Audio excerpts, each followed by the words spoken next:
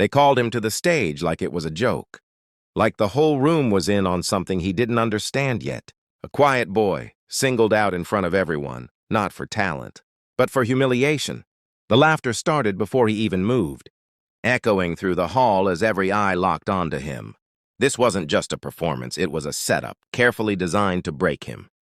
But the moment his fingers touched the keys, something shifted. The laughter faded.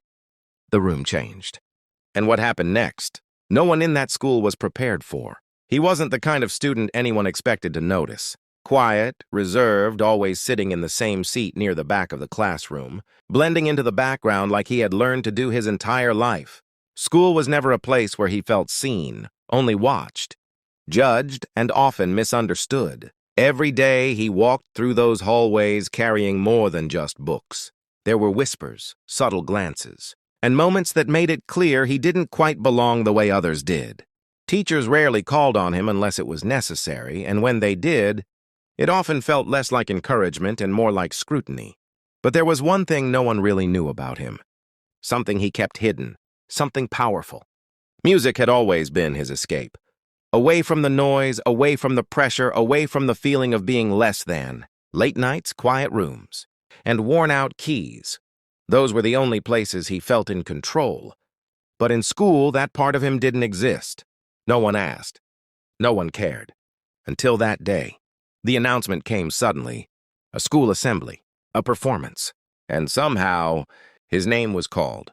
Not because he volunteered, not because he was known, but because someone thought it would be amusing. What no one realized was that they weren't just calling him to the stage. They were about to reveal something they never saw coming. The moment his name was announced, the atmosphere in the hall shifted in a way that was hard to explain, but impossible to ignore. It wasn't excitement. It wasn't support. It was anticipation, sharp, uncomfortable, almost cruel. People leaned forward in their seats, not because they believed in him, but because they expected something to go. He stood slowly, feeling the weight of every stare pressing down on him as he moved toward the stage. Each step echoed louder than it should have, as if the room itself was amplifying his uncertainty. Somewhere in the crowd, a few students laughed under their breath, already convinced this was going to be a mistake. At the front of the hall, the principal stood with a controlled smile, carefully polite, but hollow in a way only he seemed to notice. The gesture wasn't welcoming. It was performative, like this moment had already been decided long before he ever reached the stage. When he finally sat down at the instrument, the silence that followed was heavier than the laughter before it. His fingers hovered just above the keys. For a brief moment, doubt crept in, not because he couldn't play, but because he could feel the room waiting for failure like it was entertainment. A signal was given, and then it began. At first, the sound was hesitant, almost fragile, a few notes that tested the space rather than filled it. Some students smirked, exchanging looks as if confirming what they already believed, that this was going to be embarrassing. But then something changed. His posture shifted, his breathing steadied, and the hesitation disappeared. The music grew stronger, more precise, flowing with a control that slowly erased the earlier laughter. Heads began to lift. Conversation stopped mid-sentence.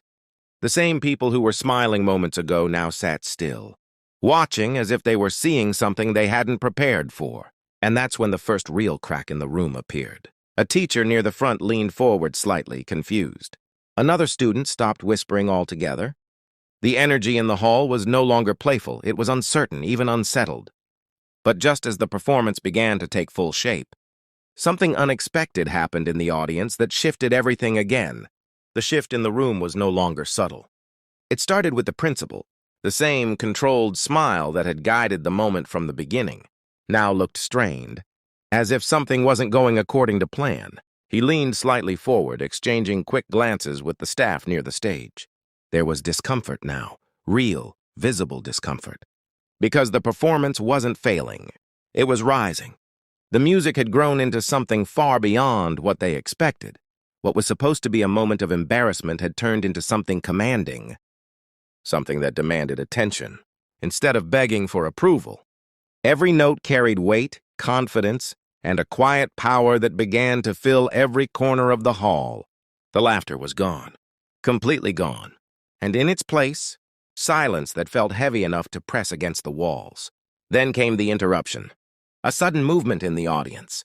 A chair scraping too loudly. A whisper that turned into a sharp, uneasy command from someone near the front. The energy snapped for a moment like tension pulling too tight. And just as quickly it became clear, this was no longer just about a performance. This was about control. The principal raised his hand slightly, signaling for something to stop. Not because of a mistake in the music, but because of what the music was doing to the room. The reaction was no longer amusement. It was attention, respect, shock, and that wasn't part of the plan. But the performer didn't stop. His focus deepened. His expression changed. The sound filled the space completely, refusing to be contained, refusing to be dismissed. For the first time, people weren't watching him like a student being tested. They were watching him like someone they had completely misunderstood.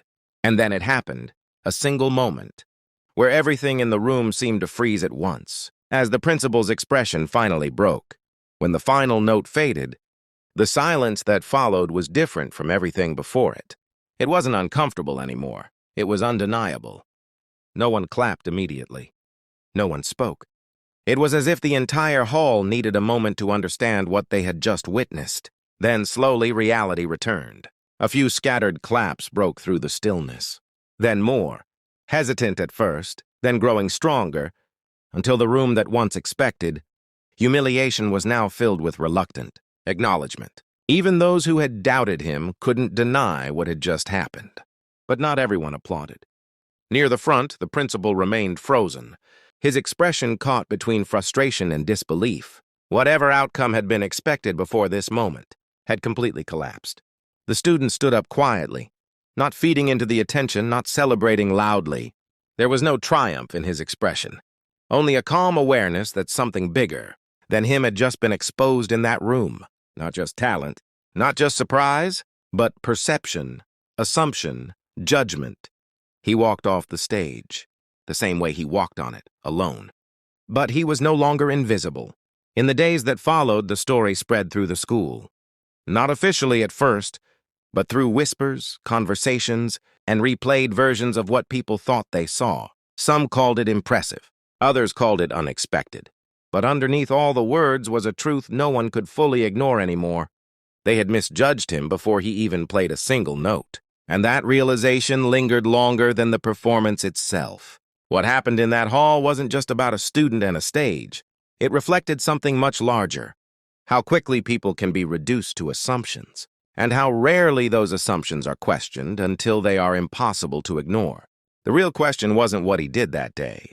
It was why it took a moment like that for anyone to finally see him at all. And in a world where stories like this still echo in different forms, how many voices are still waiting for their moment to be heard?